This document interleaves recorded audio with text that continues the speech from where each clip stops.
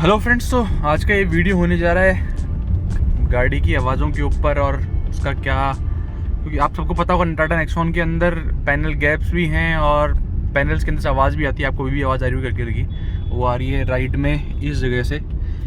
तो ऐसे कुछ आवाज़ें आ रही हैं जिसके कारण क्या चीज़ें हुई पहले बताता हूँ। आवाज़ें कहाँ से आ रही हैं और कहाँ से आती हैं लोगों को।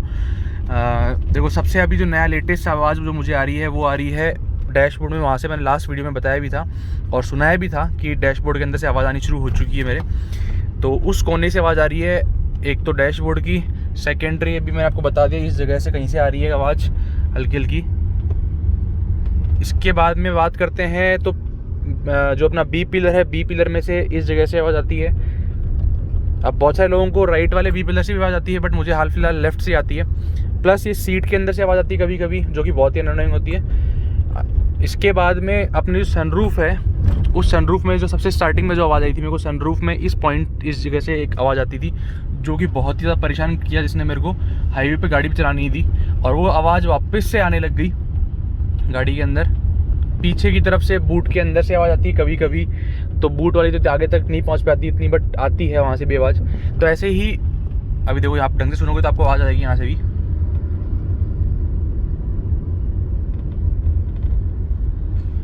तो ये चरमर वाली जो आवाज़ है जो कि परेशान कर देती है इंसान को कुछ देर बाद में।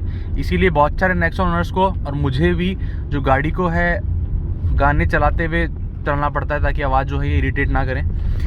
अब इसके बाद में क्या इम्पैक्ट रहा सर्विस सेंटर के अंदर, मैंने कई बार गया भी हूँ और आप लोगों को साथ में भी लेके गया हूँ। तो अभी क्योंकि बहुत सारे लोगों को ये दिक्कतें आ रही हैं, ओनर्स रिलेट कर ही पा रहे होंगे इन चीज़ों को कि कहाँ से आवाज़ आती है। कुछ नई नई जगह भी जो मैंने इंक्लूड नहीं की वीडियो के अंदर, क्योंकि मुझे उन जगहों से आवाज़ भी आई नहीं है।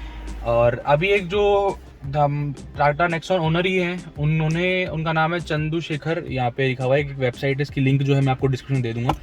तो यहाँ पे इन्होंने बताया कि इनको भी रेटलिंग इश्यूज आ रहे थे। मैं क्या क्या आ रहे थे मैं आपको बता देता हूँ इसके अंदर। तो उनको सबसे पहले जो रेटलिंग इशू आया वो आया था डैशबोर्ड के अंदर। अब ये रेटलिंग इशू मैं आपको बताता हूँ, जिनके पास टाटा या नेक्सॉन नहीं है, टाटा जैसी दूसरी गाड़ी नहीं है, मतलब टाटा की कोई गाड़ी नहीं है, क्योंकि रेटलिंग नॉइस ऐसी वाली मैंने किसी भी और गाड़ी में सुनी नहीं है आज तक कभी भी। तो इनमें क्या है, जैसे नॉर्मली क्या होता है, दो प्लास्टिक पार्ट्स के अड़ने की आवाज़ आती है, बट यहाँ पे केस ये नहीं। यहाँ पे जो आवाज़ आती है वो बहुत ही इस तरीके से आती है कि कोई मेटल पार्ट स्क्रैच हो रहा हो। जैसे कि आप समझ लो किसी बस वगैरह के अंदर आवाज़ आती है या किसी बड़ी गाड़ी में आवाज़ आती है जिनके अंदर प्लास्टिक बहुत कम यूज़ होती है।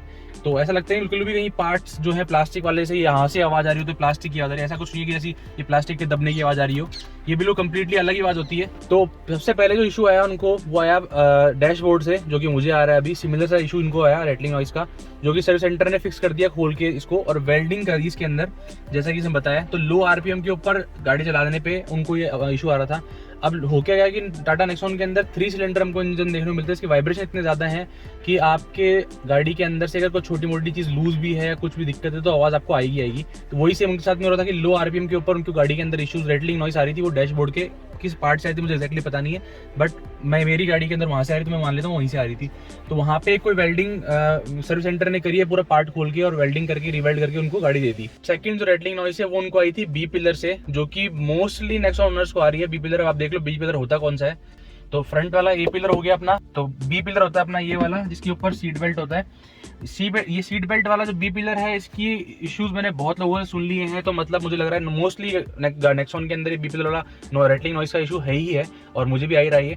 तो ये एक ओनर ने खुद ने कर लिया है। इसका एक मैंने भी देखा था यूट्यूब पे, किसी भाई ने डाल रखा है कि किस तरीके से वो सही कर सकते हैं, तो उन्होंने खुद ने कर लिया। इसके बाद में बात करते हैं थर्ड रेटलिंग नॉइस की। तो ओनर ने बताया कि अब जो है पीछे की तरफ से, जो कि है बूट में जहाँ पे अपनी डिग्गी जॉइंट होती है अपनी बाकी चैसी से, उस जगह से रेटलिंग नॉइस आ रही थी, जो कि वापस से अगेन जो है टाटा मोटर ने खुद ने सही करी। इसको ठीक करने के लिए उन्होंने प्लांट इंजीनियर्स बुलाए थे, वो भी पुणे से लो प्लांट इंजीनियर आके वापस से इंस्पेक्ट किया इसको, गाड़ी को, कि आवाज कहाँ से आ रही है, और उसको जाके उन्होंने वापस रीवेल्ड कर दिया। तो मतलब वो वेल्डिंग ही हो रही है हर बार। आप इसके अंदर पढ़ भी सकते हो, इसके अंदर साफ साफ दिया हुआ है, देखो बॉडी दी हुई है, ये पीछे वाला पार्ट अपने को दिया हुआ है, और यहाँ से जो है वेल्डिंग की गई थी, इस जगह पे आपको दिख रहा होगा। तो यहाँ पे वेल्डिंग हो रखी है, अपना बूट का ये पार्ट दिख रहा है आपको, यहाँ पे अपना स्टेपनी रखी हुई है। इसके बाद में फोर्थ रेटलिंग नॉइस और आ गई है, जो कि नॉर्मल जो बेड रोड्स होती हैं, अपनी टूटी फूटी रोड होती है, हल्की सी ऑफ रोडिंग बोल सकते हैं इसको आप, वहां से उसको मैं हल्की से चलाई तो उनको फिर आवाज आने लगी, वापस से वही आवाज जो पीछे से आ रही थी वहीं से वापस आने स्टार्ट हो गई, मतलब राइट साइड के रियर एंड से। तो वापस से उन लोगों को लेके गई सर्विस सेंटर के पास में, सर्विस सेंटर में कंप्लेन की, इवन आगे भी कंप्लेन की। अभी क्योंकि मैं आपको ये जो बता रहा हूँ पूरी स्टोरी, ये मैंने ओनर से बात नहीं करी है, ये मैंने जो स्टोरी वेबसाइट पे लिखी है वो ही मैंने बता रहा हूँ आपको। तो एग्जैक्टली कि 100% ट्रू होगी नहीं है, मैं पहले ही कह देता हूँ आपको, बट क्योंकि सिमिलरिटी मुझे लग रही है इस चीज़ के अंदर, इसलिए मैं आपको पूरी जो चीज़ें जो वेबसाइट पे लिखी हैं वो की वो बता रहा हूँ।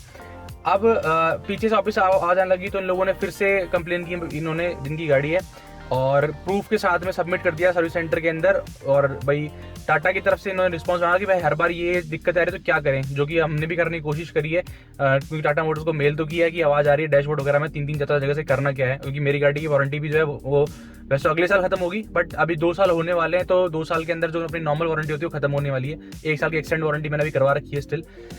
अब बात करते हैं इसके बाद में क्या हुआ।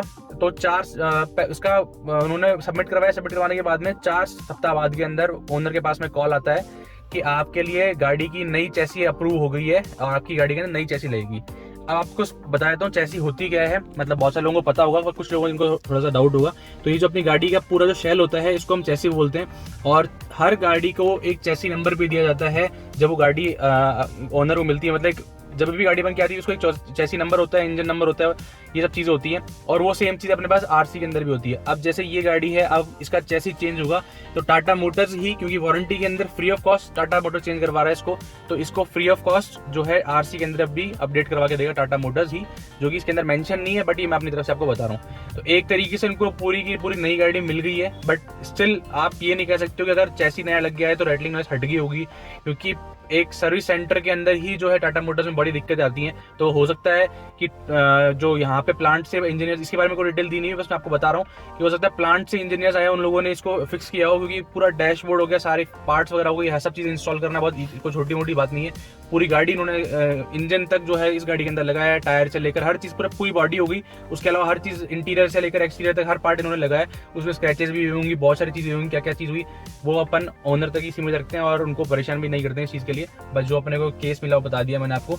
अब बहुत सारे लोगों जिनको ये इतने ज़्यादा इश्यूज आ रहे हैं, जैसे मुझे भी आ रहे हैं, बट क्योंकि इनके इश्यूज हल्के से मेरे वाले से ज़्यादा हैं और इनको ये अप्रूव है। हालांकि मैं प्रेफर नहीं करता कि मेरे गाड़ी की जो चैसी अगर चेंज होने की बात भी आती तो मैं करवाऊँ, क्योंकि मुझे पता है बाद के अंदर और ज़्यादा इशू आने वाले हैं। तो हाल फिलहाल अभी तक मैं ये कोशिश करूंगा कि सर्विस सेंटर में लॉन्च करवा दूं इस चीज़ को कि कंप्लेन के अंदर कि मेरी गाड़ी के अंदर ये इश्यूज आ रहे हैं, अगर इन फ्यूचर वापस आते हैं तो।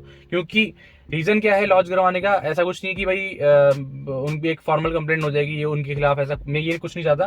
हो क्या रहा है कि सनरूफ वाली इशूज आपको पता होगा, इस जगह से इस कॉर्नर से मेरे को पहले आ रही थी, जो मैंने आपको बताया था वीडियो के स्टार्टिंग में, वो इशू वापस आने लग गया। मतलब 2 साल के अंदर मेरी गाड़ी चली भी कितनी आप देखो एक बार, सिर्फ 10,000 किलोमीटर चली, 10,000 के अंदर वापस से वो इशू आने लग गया। वो अजीब सी बड़ी इरिटेटिंग नॉइस आती है गाड़ी चलाते टाइम पे, प्लेन रोड पे भी आने लग जाती है कभी कभी। तो इन चीज़ों को फिर बाद में वारंटी जाने के बाद में करेंगे नहीं और बाहर से बंद करवाएंगे तो मतलब नहीं है।